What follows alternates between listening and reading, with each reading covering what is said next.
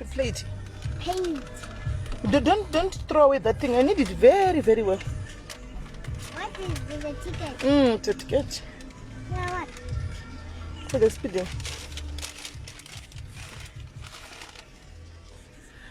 Right, guys, 5 minutes. 5 minutes. Good news. 5 minutes. Guys, 5 minutes. Chete good news. Zawiya good news. Dine good news. Zananzi ndikupe panapa. Ando zvakadira diaries. Kana usipo pa diaries zvinongokudarika. Kana uripo panguva iyoyo kaona notification unogona kupinda machena. Saka guys, ingotega vamwe ndoda ngota 5 minutes. Because pane kwandoda kuenda 5 minutes chete ndongokuudzai message ndobva ndarova pasi. 5 minutes. Chitegayo vamwe munoziva vari kumusha kuZimbabwe. Tegayo vamwe munoziva vari kuZimbabwe. Chitegayo vamwe munoziva vari kuZimbabwe. Tegai vari kuZimbabwe, Botswana, tegai. Ko pana pa group rezodzo. Ipeji rezodzo pano. Ipeji rezodzo panapa.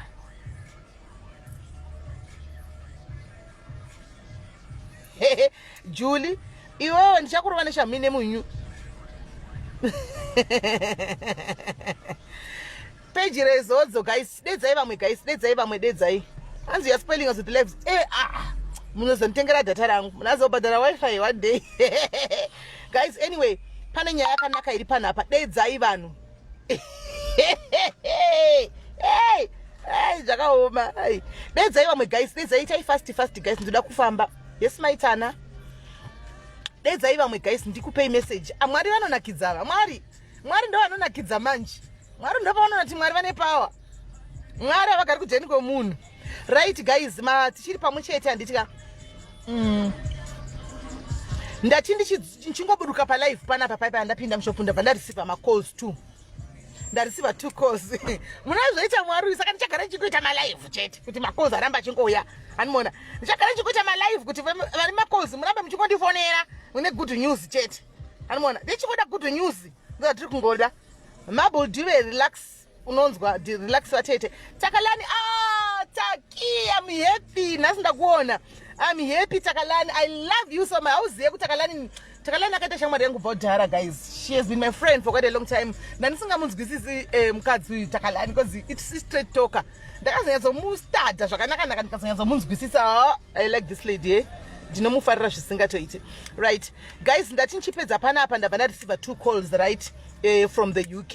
Anditika. So, pane musikana kanyora nezuro comment achiti akachema chichemo chekuti manje muri kuti zvo diaries iite first preference ma school fees ko vasiri ma diaries indikamuti aiwa charity begins at home anditika saka ndoti musikana iwewe mwana uya nchasista rake warangarirwa nhasi nda receive a call from another gentleman company andanyora penonzi MG what i company iri ku UK anditika company iyo iri kutsvaga vasiri madiaries handitika pano itaskia tapiwa isusu madiaries this project ndeye diary handitika but vana ava vari kushabhadharwa maschool fees afange kunge vari vemudhiary muri kunzwisisa vana vekuti tichanonga isusu madiaries imi muri pano kukaroi kana kuti kuhurungwe 20 kids handitika uriwe kukaroi uriwe kuhurungwe handitika uri kuziva family ine vana vari kustruggle kuti vana vaende kuchikoro. Please tibato exactly fortunate thank you warangarirwa nona there's power in a tongue handichiona zvine power mukutaura saka iwewe 20 kids vari kudiwa handitika kuti vabhadharirwe but hurungwe nekaroi vediwe ndisirewo malove nemalikes aya hasi yangu ina handidi malove nemalikes isirewo company iyi inonzi MG ndaipina ndaisa pa caption apa vaisirewo malove nemagirikiri so fortunate asandapedza newe fortunate ramba uri pano asandapedza newe iyi ndeyekutanga saka kana uchiziva muripo vanhu vekukaroi kana urungwe pano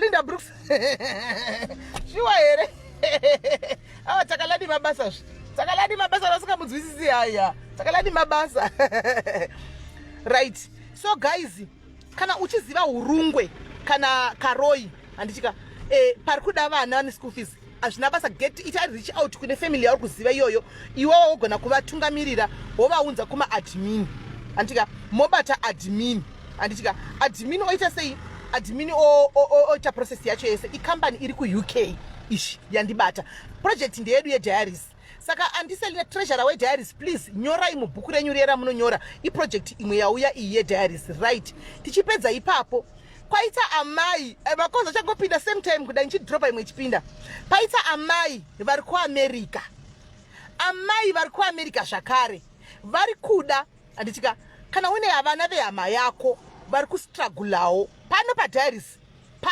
iwe uri mudhayari une vana vehama dzako dziri kustragula kuenda kuchikoro we are only taking 10 vari kuzimbabwe so atanga guys atanga mai vari kuamerica anditika mai vechikuru a very well reserved woman in America tasingatombovazivi kuti tine vanhu vakadaro pano andimaona tasingatombozviziviwo ndatosvekekawo andimaona vari kuda 10 people une hama yako une munin'ina wako une bhudhi vako una mbuya vako une nherera dzakasiyiwa anditika dzisiri kukwanisawo kuti dziendewo kuskuu iyi ndeyemaschool fees tikumboita maschool fees january unocho anditika vari kudawo 10 kids pano padiaries anditika saka all these projects aya ndeyepano moti mekerawo sure thank you Taki moti mekerawo sure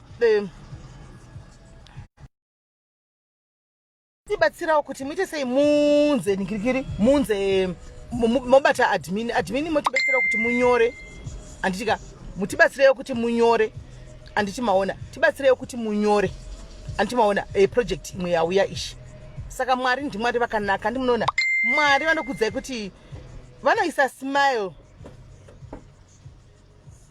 hanzi ndingodawo kurangarirwa ine UK fortunate zviya zvandoti handizivi kuti mwari wako anosvika rini handizivi asi iwewe ramba ukaisa notification ukaona wapangonzi Simeli live kana ndikasesa zitawe no problem you never know zvindichibva pano zvimwe zvichafonerwa zvichinzi ngazviitwe maprojects ini ndiri show changu ndiri kutoda kutoti vana vari kuZimbabwe vasikana vechidiki vakaita semi mese handitika mutangewo something chekuti muite handitika mutangewo something chekuti muite handiti mukawanawo a certain capital then you start doing something 2021 handiona chitori chishuwo changu handimaona chitori chishuwo changu kuti vese vasina zvekuita vari kunyatso zvinhu zvisiri kufambira ungave uda kutanga kuita musika chaiwo chaiwo handikuona kuita matomatoes kungave kuti uda kutanga kutengesa mafreezes kungave kuti uda kutanga kukuya dovi handikuona uchitengesa so that paitewo well wishers ka anorangarira tikatanga neZimbabwe tozopindawo kune mamwe kune dzimwe nzvimbo tichidaro tikatanga nevana vari muZimbabwe because ndivo vari paground kuZimbabwe zvinozikanwa kuti pakaipa sei kuZimbabwe uko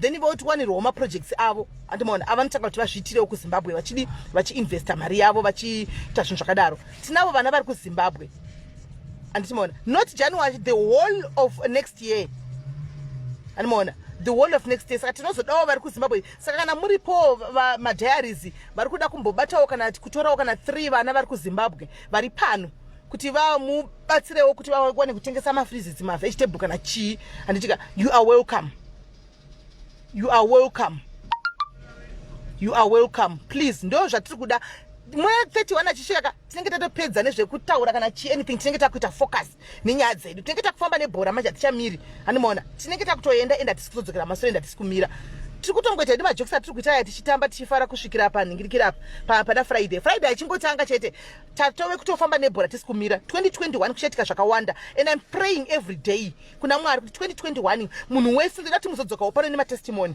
muchitaura kuti vedu weka isusu takabatsirwawo pano inini ndakatangawo business rangu pano ndo pandasvika apa animona ndo patasvika apa saka 2021 chishuwo changu inini personally ndechekuti wese ari kustrugula I want your life to be changed ndikuda kuti mwari vashandure chichemo chako wanyanya kusekwa wanyanya kuchema wanyanya kunamata minduro ichita kunge isiri kuuya because mwari vanopindura zvavo dzimwe nguva minduro yavo inononoka animona 2021 my prayer is antika I'm declaring this kuti 2021 ringe riri gore rakanaka kwauri gore rakasarudzwa gore rakashandurudzwa rekuti uchaisawo smile uchauyawo chitenda uchauyawo chisekererawo uchaitawo munhu pane vanhu vaya vaikushora chikutarisira pasi vaya vachakuona wawa somebody andiona vaya vaikuseka kuti yana chano chapa upenyu vachakona anoiwane pimari anofari rombe vaya vari kufunga kuti vakadeketera muzvihari zvavo vakanocherera pasi pemuti kuti uyu afakaira chinobatika 2021 uite chinobatika 2021 uenderere mberi anditi maona ndochishuwo changu ende zvichaitika nezita raJesu.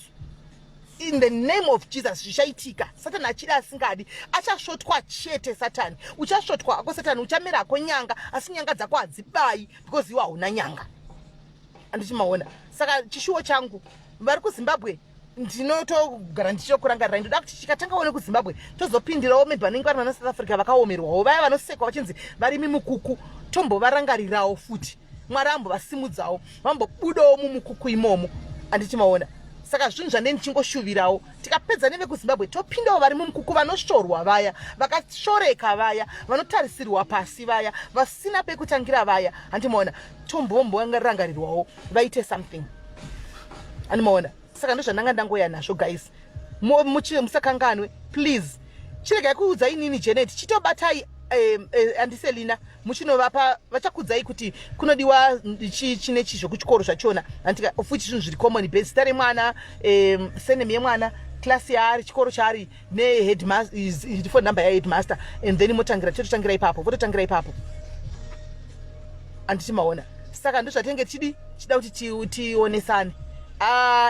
M&E flavor katari akuna munhu anodake anoshuvira kugara mumukuku inenge itongori situation my sister.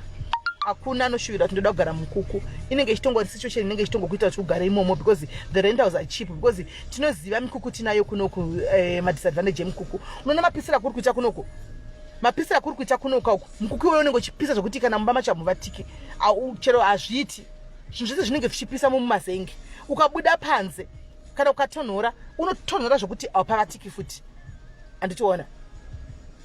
Saka zvinonetsa. Andimaona. Saka guys ndio nyaya ndangoya nayo ini ndakuinda. Thank you very much. Moswera bo musira asi mukana ndabaya live button ndauya guys. Munotongouya because pane kunonge paita futi zvimwe zvidi zvinenge zvato kandwa pa diaries. Anditika unotongowanika maybe kuchitonzi vaya vegweve vamataura veZimbabwe one kwa reproduce obva watopinda chi pa project fast ndotona message atozara ku WhatsApp kwangu. Antimashona atona message atozara ku WhatsApp kwangu. Vatouya vakarikuuya vakawanda. Saka guys ini ndakuinda regai ndimbodi ndingo thank you Pengs regai timbodi timbo adenda kuvanhu vari kuningikiri kuakatomira akashakirwa mari school fees. Daisy ndio vatiri kuda kaivavo. Daisy inga takazvitaura tave ne 2 weeks tichitaura nai Daisy mpofu vakashakirwa mari school fees yavo ndo vatiri kutoda vakarega chikoro ivavo vakasaigirwa mari school fees as long as uchingotipa paidzidza kuti tikonfirme.